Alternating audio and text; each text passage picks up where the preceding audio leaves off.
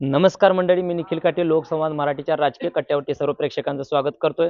सांगोला नगरपालिका निवडणुकीची जी काही रणधुमाळी होती ती खऱ्या अर्थानं आज आपल्याला थंड झाली अशी म्हणावं लागेल. आणि याच्यामध्ये जी काही विजयाचा गुलाल जो होता ज्या उमेदवारांनी घेतला त्याच्यामध्ये जर आपण प्रामुख्याने बघितलं तर शहाजी बापू पाटील गटाला घवघवीत यश या सांगोला तालुका नगरपालिकेमध्ये मिळालेलं आहे. यामध्ये प्रामुख्याने त्यांचे 15 उमेदवार जे नगरसेवक पदासाठी त्या ठिकाणी निवडून आलेले आहेत आणि नगराध्यक्ष पदाचा उमेदवार देखील त्या ठिकाणी अगदी 5,000 मताचं लीड त्या ठिकाणी घेऊन नगरपालिकेमध्ये झेंडा त्यांनी रोवलेला आहे. आणि याच पार्श्वभूमीवर आपल्यासोबत प्रभाग 2 मधील जे काही उमेदवार आहेत वैशाली सतीश सावंत, जे की सगळ्यात सांगोला तालुक्याला सतीश सावंत नाव म्हटले की सगळ्यांना माहित आहे की जो अहोरात्री किंवा कोणत्याही क्षणाला जर फोन केला तर ती व्यक्ती प्रत्येकाच्या कामासाठी उभी राहते. अशा त्यांच्या सुविद्य पत्नी वैशाली सतीश सावंत खरं तर या निवडणुकीच्या आखाड्यामध्ये होत्या आणि त्यांनी अगदी चांगल्या भरघोस मताने म्हणण्यापेक्षा सांगोला तालुक्याच्या नगरपालिकेमध्ये एक नंबरचा मतदेखील मिळवण्याचा मान त्यांनी पटकावला आणि त्याच अनुषंगाने आपण खरंच त्यांची चर्चा करणार आहे.